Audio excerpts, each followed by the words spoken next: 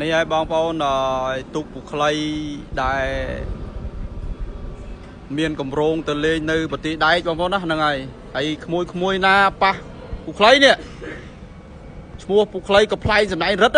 ហ្នឹងហើយចូលខមមិនហ្នឹងហើយអ្នកដែលប៉ះឈ្មោះទូកពូខ្លីហ្នឹងហើយនេះហេហ៊ានអត់ហ៊ានអត់ឈ្នះអត់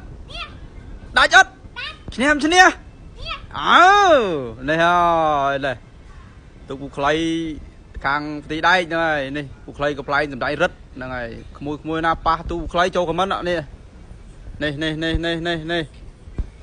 ហើយអត់ទៅលឿនទេហ្នឹងហើយតែយកទៅលេងឲ្យសុបាយទេហ្នឹងហើយនេះអាហេតុបបលឲ្យគេមើលហ្នឹងហើយនេះចូលយាឲ្យអាហេតុបបលខាងនេះនេះមកនេះវិញកតុយមកនេះនេះហើយទូកខ្លីហ្នឹងហើយ2ម៉ែត្រ2.9 ហ្នឹងហើយនេះ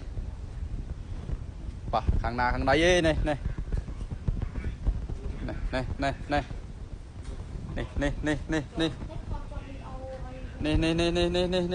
ហេញ៉ាំមួយញ៉ាំមួយនេះលើកមេដៃមួយឈ្នះអត់យកលេខ1អត់